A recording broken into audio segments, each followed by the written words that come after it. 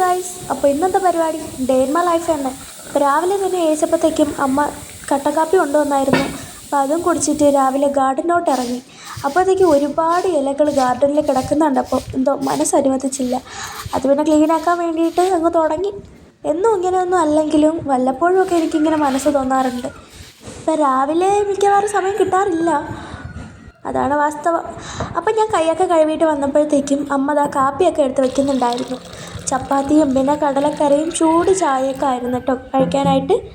അതൊക്കെ കഴിഞ്ഞിട്ട് പിന്നെ ഞാനാണെങ്കിൽ വിളയിലൊക്കെ പോയി നോക്കിയപ്പോഴത്തേക്കുമാണ് ഇതുപോലെ 3 മയിലിനെ കണ്ടത് കേട്ടോ. ഇത് നമ്മൾക്ക് നല്ല ഭംഗിയായിരുന്നു അതിനെ കാണാനായിട്ട്. ഇതുപോലത്തെ മയിലുകളൊക്കെ നമ്മളുടെ പറമ്പിലും അവിടെ ഇവിടെയൊക്കെ വരാറുണ്ട്. എപ്പോഴും അല്ലെങ്കിലും വല്ലപ്പോഴൊക്കെ വരും. നമ്മളെ വീട്ടിൽ വന്നിട്ടുണ്ടായിരുന്ന 3 പേരും പെണ്ണുങ്ങളായിരുന്നു കേട്ടോ.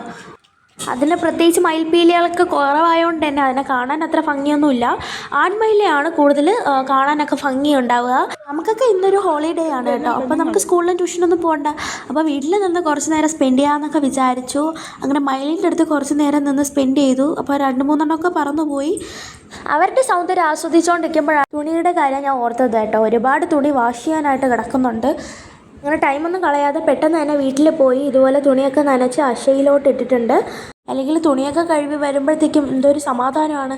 അങ്ങനെ ഡ്രസ്സൊക്കെ മാറ്റി ഇങ്ങനെ വന്നപ്പോഴത്തേക്കും അമ്മയാണെങ്കിൽ എനിക്ക് കുറച്ച് മിഠായി തന്നിട്ടുണ്ടായിരുന്നു. അത് കഴിച്ചു. പിന്നെ ഇനി നാളെ മാത്സ് പരീക്ഷയാണ്. അപ്പോൾ അതിന് വേണ്ടിയിട്ട് പ്രിപ്പയർ ചെയ്യുകയാണ്. എത്രയൊക്കെ ദിവസങ്ങളുണ്ടെന്ന് പറഞ്ഞാലും പരീക്ഷയുടെ തലേ ദിവസം ഇരുന്ന് പഠിക്കുന്നതാണല്ലോ ഒരു വൈബ്. അങ്ങനെ പഠിച്ചു കഴിഞ്ഞ് ആ ഒരു ക്ഷീണം മാറ്റാൻ വേണ്ടിയിട്ട് ഞാൻ കഴിക്കാനായിട്ട് പോയി. അപ്പോൾ ഉച്ചയൂണിൻ്റെ ടൈമാണ് കേട്ടോ ഇത്. അപ്പോൾ നല്ല ചോറും ചീരത്തോരനും പിന്നെ മരിച്ചിനിയും മീൻകറിയും ഒക്കെ ആയിട്ട് അമ്മ എനിക്ക് ചോറ് തന്നിട്ടുണ്ടായിരുന്നു. ആദ്യം തന്നെ ചീരത്തോരൻ വന്നു, പിന്നെ അടുത്തതായിട്ട് മരിച്ചിനി വന്നു, അടുത്ത് നമ്മളുടെ ബ്രിഞ്ചോളുണ്ടല്ലോ അത് ഫ്രൈ ചെയ്തത് വന്നു, പിന്നെ അടുത്ത് നമ്മൾ നല്ല മുരിങ്ങയ്ക്കൊക്കെ ഇട്ട് വെച്ച കൊഴിയാള മീൻ വന്നു. അതൊക്കെ നല്ല രസമാണ്. എനിക്ക് ആ ഒരു മീൻകറിയിലെ മുരിങ്ങയ്ക്കൊക്കെ കഴിക്കാനായിട്ട് നല്ല ഇഷ്ടമാണ്. അങ്ങനെ അമ്മയ്ക്ക് അറിയാമെന്നുള്ളതുകൊണ്ട് തന്നെ എനിക്ക് 2 മുരിങ്ങയ്ക്ക് പിന്നെ മീനിൻ്റെ പീസും തന്നിട്ടുണ്ടായിരുന്നു കേട്ടോ. നല്ല ടേസ്റ്റായിരുന്നു മീൻകറി. തേങ്ങയൊന്നും ഇടാതെ നല്ല അടിപൊളിയായിട്ട് മീൻകറി വെക്കുന്ന റെസിപ്പീസൊക്കെ നമ്മൾ യൂട്യൂബ് ചാനലിൽ ഇട്ടിട്ടുണ്ട് കേട്ടോ. കാണാൻ താല്പര്യമുള്ളവർ പോയി കാണണേ. അങ്ങനെ ഇത് അമ്മ എനിക്ക് വിളമ്പി തന്നിട്ടുണ്ടായിരുന്നു. എനിക്കാണെങ്കിൽ ചോറ് കഴിക്കാൻ നേരത്തെ എന്തെങ്കിലുമൊക്കെ അച്ചാർ വേണം.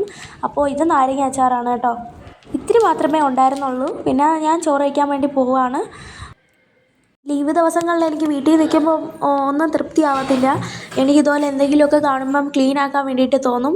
നമ്മളുടെ വീട്ടിൽ കുറുമ്പന്മാരായ കുറേ പൂച്ചകളുണ്ട് കേട്ടോ.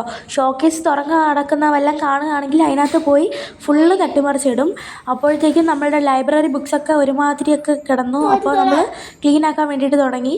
ആദ്യം ആ ഒരു ഷോക്കേസിനകത്തുള്ള സാധനങ്ങളൊക്കെ എടുത്ത് മാറ്റി അതിൻ്റെ അകത്ത് ഗ്ലാസ്സൊക്കെ എടുത്ത് മാറ്റിയിട്ട് തുടയ്ക്കാൻ വേണ്ടിയിട്ട് തുടങ്ങി കേട്ടോ. എനിക്ക് ഒറ്റയ്ക്ക് ചെയ്യാൻ വയ്യാത്തതുകൊണ്ട് കൂട്ടിന് എൻ്റെ അനിയത്തിയും കൂടെ കൂട്ടിയിട്ടുണ്ടായിരുന്നു. ഷോക്കേസിലുള്ള ആ ഒരു ഗ്ലാസ്സൊക്കെ നമ്മൾ പേപ്പറിൽ വെള്ളം നനച്ചാണ് നമ്മൾ നല്ലപോലെ തുടച്ചത്. അപ്പോൾ അടിപൊളിയായിട്ട് ക്ലീൻ ആവും. പിന്നെ അതിൻ്റെ അകത്തൊക്കെ ഒരുപാട് പൊടിയൊക്കെ ഉണ്ടായിരുന്നു. ഇതൊക്കെ പിന്നെ തൂത്ത് തുടച്ച് പിന്നെ പഴയതുപോലെ തന്നെ ആ ഒരു ഫ്രെയിംസൊക്കെ എടുത്ത് വയ്ക്കുന്നുണ്ട്.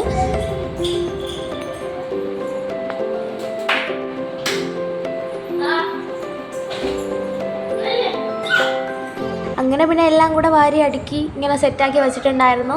അപ്പോഴാണ് ഞാൻ ശ്രദ്ധിച്ചത് നമ്മളുടെ ആ ഒരു പൂച്ചകളെ ഒന്നും കാണാനില്ലല്ലോ എന്ന്. അങ്ങനെ ഞാൻ വെളിയിൽ പോയി നോക്കിയപ്പോഴത്തേക്കും ഒരു വലിയൊരു മഞ്ഞ ചേര കണ്ടു. ഇതൊക്കെ കാട്ടിലും അവിടെ ഇവിടെയൊക്കെ സർവ്വസാധാരണമാണ്. ഇതാണ് പൂച്ചകളെ കൊണ്ട് ആകെ ഒരു ഗുണമെന്ന് പറയുന്നത്. കുറച്ച് കഴിഞ്ഞപ്പോഴത്തേക്കും ചേരയൊക്കെ പോയിട്ടുണ്ടായിരുന്നു. അങ്ങനെ നമ്മൾ കുളിച്ച് വന്നപ്പോഴത്തേക്കും എനിക്ക് എന്തോ ക്രാഫ്റ്റ് ചെയ്യാനായിട്ട് തോന്നി. വലിയ ഇതൊന്നും ഇല്ലെങ്കിലും ഞാനാണെങ്കിൽ ചെറുതായിട്ടൊക്കെ ക്രാഫ്റ്റ് ചെയ്യാറുണ്ട്. ഇവിടെ നമ്മളുടെ ജനാലയുടെ അടുത്തൊക്കെ ഞാൻ ചെയ്ത് വയ്ക്കും കേട്ടോ ഇതുപോലെ.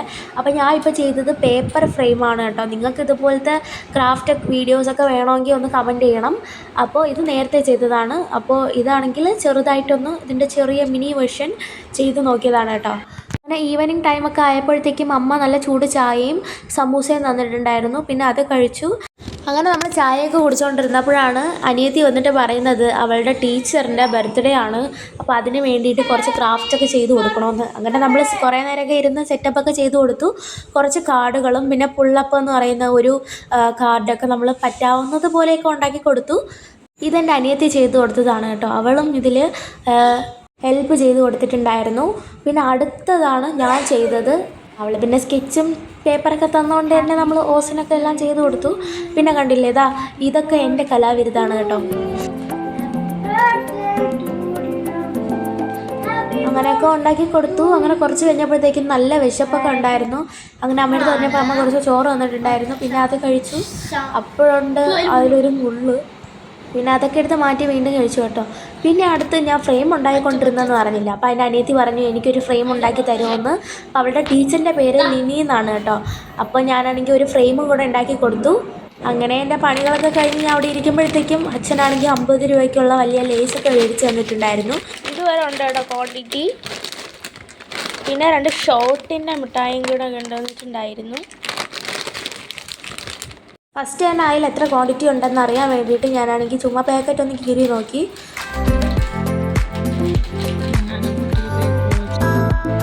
കുഴപ്പമില്ല, പകുതി വരെയൊക്കെ ഉണ്ടായിരുന്നു. നല്ല സാൾട്ടി ആയിരുന്നു. അങ്ങനെ ഞാനും ഒരു പീസ് എടുത്ത് കഴിച്ചു നോക്കി.